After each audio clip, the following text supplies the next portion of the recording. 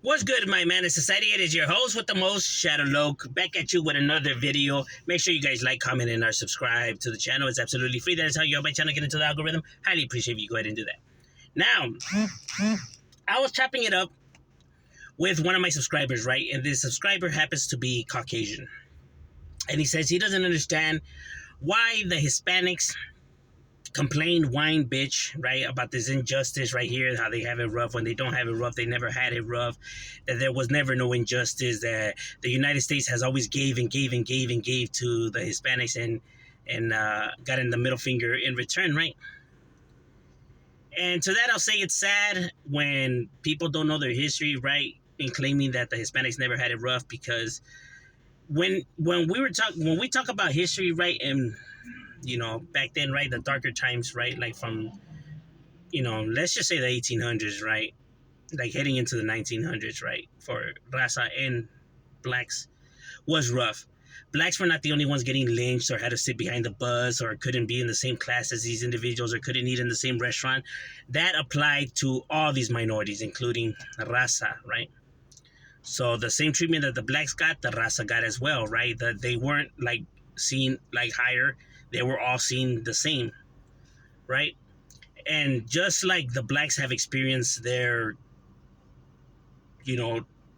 struggles and obstacles in this country, so has the Mexicans, right? Like, for example, the hatred here was so deep in the United States for the raza that it inspired the Holocaust. That's how much the hatred was for these people. Now people are probably like, what the hell are you talking about? What do you mean the Holocaust? Okay, for those who weren't aware, right, the border before, right, was an open border, right? People would come from El Paso and to Juarez, back and forth, right, work and then go back, and it was no big deal, right? It wasn't until World War One, and then us receiving a letter. We accidentally received a letter from Germany, that was sending to Mexico, saying that if they helped them against the United States, they would help them, get their land back. So the United States then decided to go into World War One, right? That was enough to say, fuck these Germans, they're trying to, come at us, right? So then that's when they started, now people started worrying that the Germans were going to come through the border, right? So then that's when they started securing the border and it became more strict.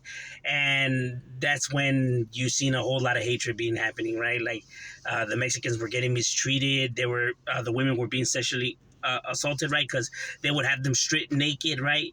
Because they seen them as dirty greasers, right? They seen the Mexicans as full of diseases and just dirty people, right? That they would have them bathe in carousel, right? Yes, the same as gasoline. Yes, that carousel, right? Carousel and vinegar. And they would light a match and light these people on fire. And of course, yeah, they would die, obviously, right? I mean, that's history. I'm not making this up. You guys could go look it up. That's what was occurring at the border. That's what was happening, right? But a part of that, right? A part of these people, being humiliated and seen as disease-carrying, dirty people, right, who would have to strip naked and cut their hair and everything because they thought that they were full of lice and all this other crap, right? And it wasn't until Carmelita Torres, who was a 17-year-old girl, they did these protests, right, because they got tired of the injustice and got tired of the mistreatment. And so she led this protest, and, then from there, the situation, the tensions got worse, right, in the border, right? So it was in 1920, right? In 1920, the United States government was spraying these people with Zyklon B, which is a poison acid type gas, right? Which is obviously, deadly, obviously, right? So they would spray these individuals' clothes and them, right, with this gas, right? And as a matter of fact, this happened in the 1920s, that these individuals were spraying them with this gas, fumigating them, right? And obviously, of course, inhaling all that poison gas, after a while, people were dying, right? Because obviously all that shit is bad for you, right? I mean, they were aware of what they say, that wasn't the purpose of the process, right? But they were aware of what the gas did to a human being from the testing, right? So they were aware of what they were doing. They were just acting stupid. They were playing stupid, right? Now, why do I say it's linked to the Holocaust? Because in 1937, a German scientist, right, wrote in the German Science Journal about using Zyklon B as a poison gas to for them to use um, in the um, in the chambers in the Holocaust chambers, right, in Germany.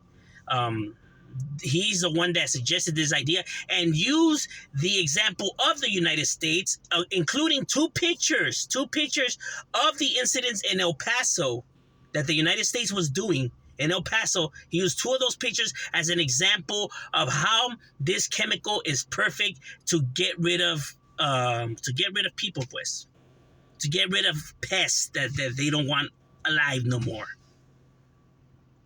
So this scientist was inspired by the United States and what they were doing to the Hispanics, to lead on to them, now seeing that this would be the perfect way to use in their chambers as a way to get rid of these people before they have even created the chambers and before all of this shit was set in motion. So they were inspired by the United States and what they were doing to the raza. And this is all history. I'm not making this shit up. People could go look it up if they think I'm lying. So when you try to say that the race has never been through nothing, and that the people haven't been abused, and that it's been all, lovey-dovey between the sides, right? It's been you guys giving, and us, being not humbled by it, right? It's ludicrous. I get it. You're a proud American. You don't want to see that your country does no wrong. But America has a lot of skeletons in the closet, bro. And all it really does take is just to go and educate yourself. I mean, it's public record, bro. Public knowledge. You can literally go and educate yourself on these subjects. Now, you're probably wondering, why aren't these subjects being taught in school then? Exactly. That's the real question. But then again, that's a topic for a different day, right? But overall, were you guys aware of these incidents? If not, let me know your opinions in the comments. Yeah, bro, the raza's had it rough here, bro. It hasn't been peaches and cream. But I'm just saying, shout out, we up.